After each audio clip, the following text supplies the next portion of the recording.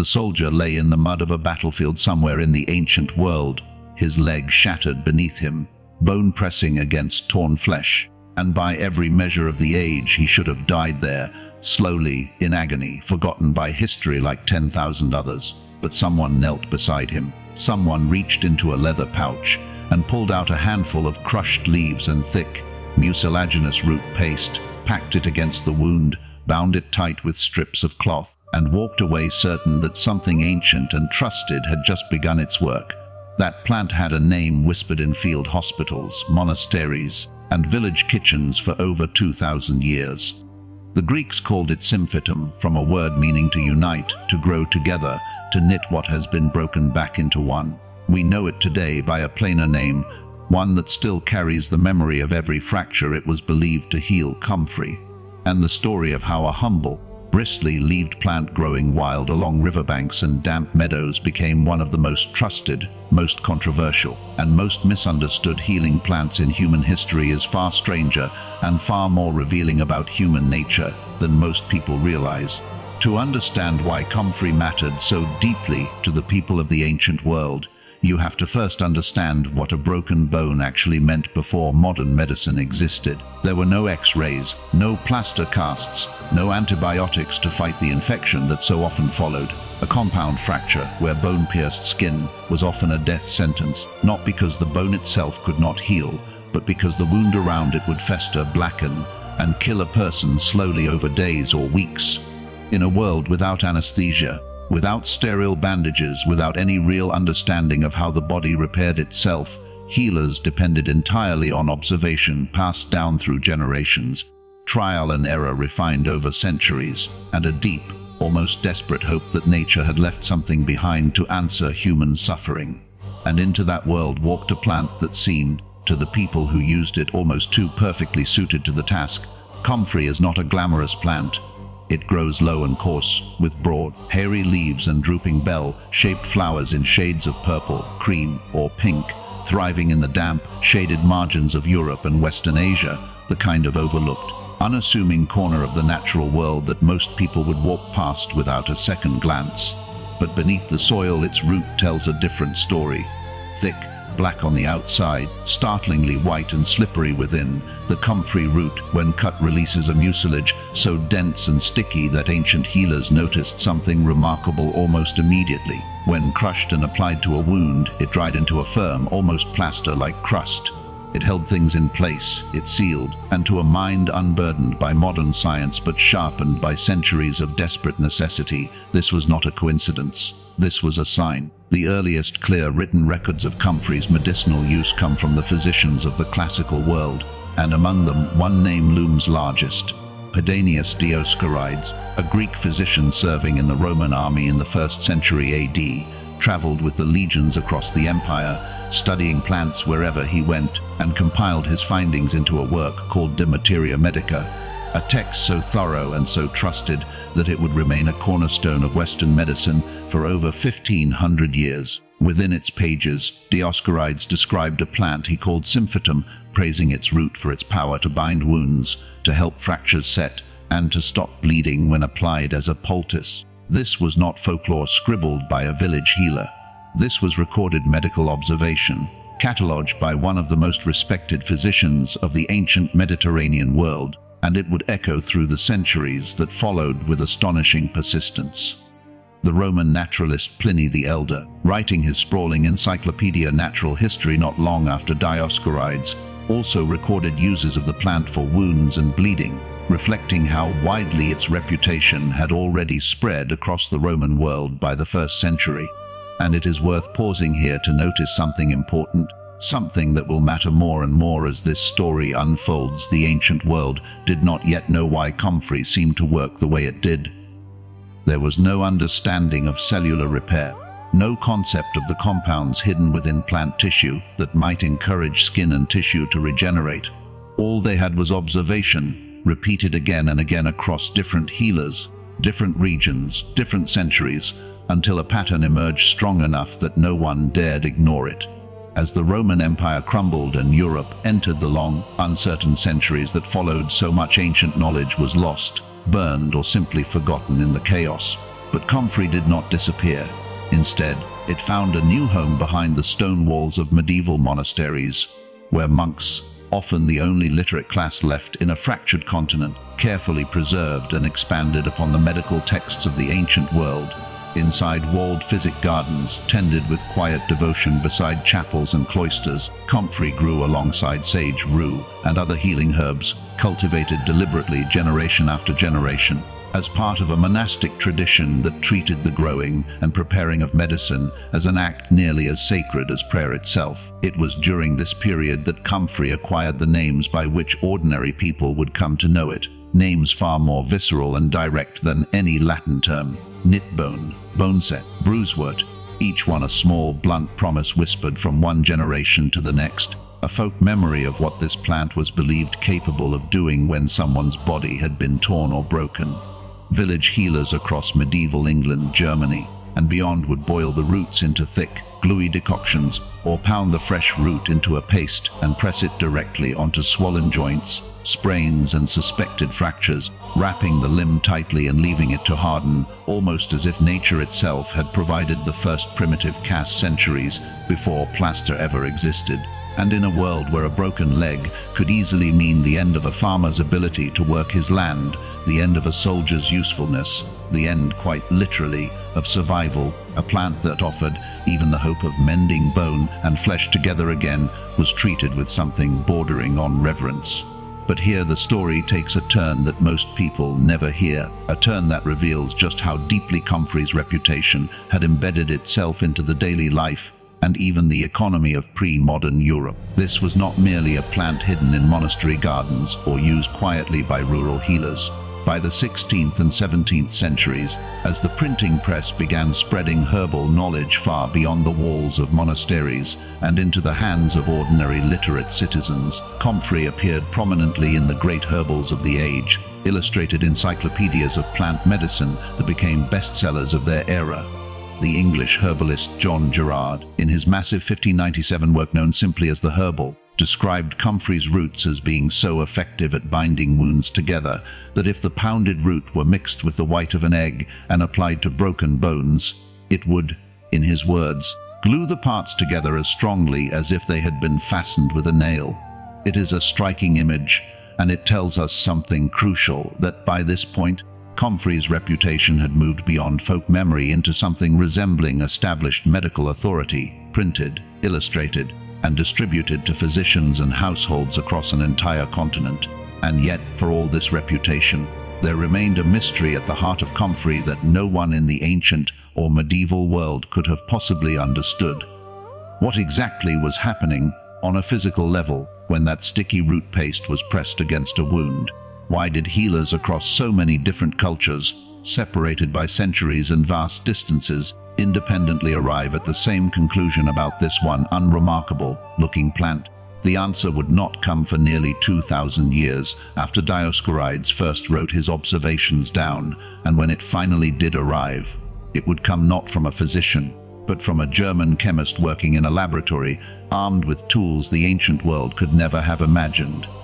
In the 19th century, as the science of chemistry began to mature and researchers started isolating and identifying the specific compounds hidden within medicinal plants, Comfrey's root finally began to surrender its secret. Chemists identified a compound within the plant that they named allantoin, a substance that, remarkably, modern science would go on to confirm plays a genuine role in stimulating the growth of new cells and encouraging the repair of skin and connective tissue. For the first time in human history, there was an actual biochemical explanation, however incomplete, for something healers had believed purely on the strength of repeated observation for 2 millennia.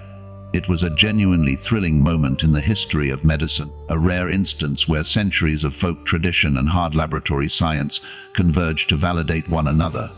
Comfrey, it seemed, truly had contained something special within its unassuming roots all along, something real enough to explain why so many generations of desperate, suffering people had turned to it again and again. This discovery breathed new life into Comfrey's reputation just as the modern world was beginning to dawn. Throughout the 19th and into the early 20th century, Comfrey experienced something of a renaissance. Marketed and sold as a natural remedy for wounds, ulcers, and bruises, its allantoin content held up as scientific proof of what folk healers had always claimed. Farmers grew it as fodder for livestock, believing it strengthened animals. Herbalists praised it as one of nature's great gifts, a plant so useful it seemed to have been placed on Earth specifically for the healing of the human body. In the mid-20th century, a passionate advocate named Lawrence Hills even founded an organization in England dedicated entirely to researching and promoting Comfrey's uses. Convinced that this plant, largely overlooked by mainstream agriculture and medicine, held untapped potential not just for healing but for feeding a growing world through its remarkably fast, nutrient-dense growth.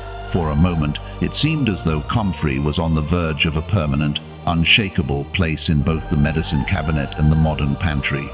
And then, just as Comfrey's star seemed to be rising higher than it had in centuries, something troubling began to surface, something that would completely upend its reputation and force scientists, herbalists, and regulators around the world into a debate that continues in quieter forms even today. In the 1970s and 1980s, researchers studying the plant more closely, using tools of toxicology that simply had not existed in any earlier era, discovered that Comfrey's leaves and roots contained a group of naturally occurring compounds called pyrrolizidine alkaloids.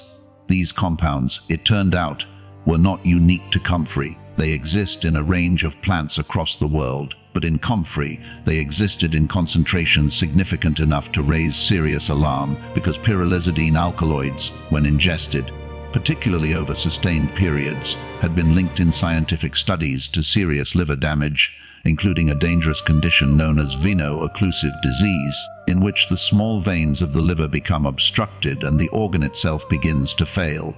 Suddenly, the plant that had been swallowed as tea, taken as tonic, and eaten as a health food by generations of enthusiastic modern herbalists was revealed to carry a hidden danger that no ancient physician, no medieval monk, and no Victorian chemist had ever possessed the tools to detect.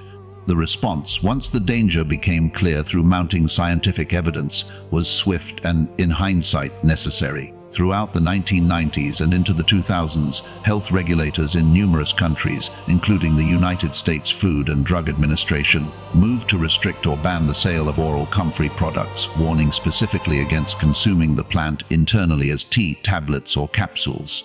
Germany, a nation with one of the world's most rigorous traditions of herbal medicine regulation, placed similarly strict limits on internal use. It was a genuinely painful reckoning for a plant that had carried humanity's trust for 2,000 years, a moment where centuries of tradition collided directly with the uncompromising standards of modern toxicology, and tradition, however ancient and however emotionally resonant, had to yield to evidence. But here is where the story reveals its final, most important twist, the one that separates lasting historical truth from outdated folklore. Because when researchers examined the specific concern more closely, they found that the danger lay overwhelmingly in oral consumption, in swallowing Comfrey and allowing those pyrrolizidine alkaloids to accumulate within the liver over time. Topical use, however, applying Comfrey to unbroken skin as a cream ointment, salve or poultice, presented a dramatically different picture. Scientific studies conducted in subsequent years, including clinical research into Comfrey-based topical preparations for conditions like acute back pain, sprains, and osteoarthritis of the knee, found genuine evidence of benefit when Comfrey extract was applied externally, with several trials showing measurable reductions in pain and improvements in mobility compared to placebo treatments. In other words, the ancient practice that gave Comfrey its very name, the poultice pressed against a wound or a swollen joint, the external application that Dioscorides described nearly 2,000 years earlier, turned out to align far more closely with what modern evidence actually supports than the later trend of drinking Comfrey as tea ever did. The healers of the ancient and medieval world, without knowing a single thing about pyrrolizidine alkaloids or liver toxicity, had largely by accident and centuries of careful trial and observation been using the plant in precisely the manner that modern science would eventually validate as the safer and more effective approach. There is something profoundly humbling in that realization. For 2,000 years, human beings pressed Comfrey against broken bones and bruised flesh, never once understanding the biochemistry involved, guided only by the accumulated weight of observation and hope. And when science finally caught up, equipped with laboratories, clinical trials and chemical analysis capable of probing the deepest secrets of the plant, it did not entirely dismiss what the ancients believed. It refined it. It corrected the dangerous excesses that later, more casual generations had introduced, while quietly confirming the wisdom buried at the very heart of the original tradition. This is rarely how we imagine the relationship between ancient folk medicine and modern science, as one of simple triumph, of enlightened knowledge sweeping away primitive superstition. The true story, as Comfrey shows us, is far more layered and far more interesting, a long, patient conversation stretching across 2 millennia, in which each era adds something the last one could not have known, and in which even the oldest instincts of desperate, suffering people sometimes turn out to hold a kernel of real, verifiable truth. Today, Comfrey occupies a strange and fascinating place in the modern world. Walk into a natural health shop in Germany, England, or parts of the United States, and you may still find Comfrey-based ointments and creams, sold openly for muscle aches, joint pain, and bruising, their labels quietly bearing warnings never to be ingested. A small printed echo of a hard-won scientific lesson learned only after real harm had occurred. Meanwhile, in gardens across the world, Comfrey continues to be grown not primarily for medicine at all, but for something the Victorian enthusiasts first began to appreciate: its astonishing usefulness as a natural fertilizer, its deep roots drawing nutrients up from far below the soil's surface, its rapidly growing leaves chopped and composted to nourish other plants in an endless, quiet cycle of growth and renewal. The plant that once promised to knit human bone back together now spends much of its modern life helping tomatoes and roses grow a little stronger. A strange and almost poetic final chapter for something once considered so central to human survival. And perhaps that is the deepest truth Comfrey leaves us with, once the myths have been separated from the evidence and the dangers weighed honestly against the benefits. Every civilization, no matter how advanced it believes itself to be, is engaged in the same desperate, hopeful search that drove those ancient healers kneeling beside broken soldiers. The search for something in the natural world capable of mending what has been shattered. We like to believe that search has ended, that modern medicine has rendered the old remedies obsolete, relics of a more ignorant age. But Comfrey's long, wending journey from Dioscorides' battlefield observations, through monastery gardens and printed herbals, into the sterile precision of a modern toxicology laboratory, and finally into a small tube of muscle cream sitting quietly on a pharmacy shelf, tells a different story. It tells us that ancient wisdom and modern science are not always opponents locked in battle, but often unlikely partners, separated by centuries yet reaching, again and again, toward the very same truth. Somewhere beneath the surface of the earth right now, in a damp meadow or beside a quiet stream, Comfrey's thick black root is still doing exactly what it has always done, patiently drawing nutrients up from the soil, indifferent to the empires that rose and fell around it, the physicians who studied it, and the warnings that were eventually written about it. It does not know its own history. It does not know that it once carried the hope of soldiers, the faith of monks, and the scrutiny of modern science, all within the quiet architecture of its own cells. It simply grows the way it always has, a humble, unassuming witness to nearly the entire span of recorded human medicine, still waiting, patiently, in the shadowed corners of the world.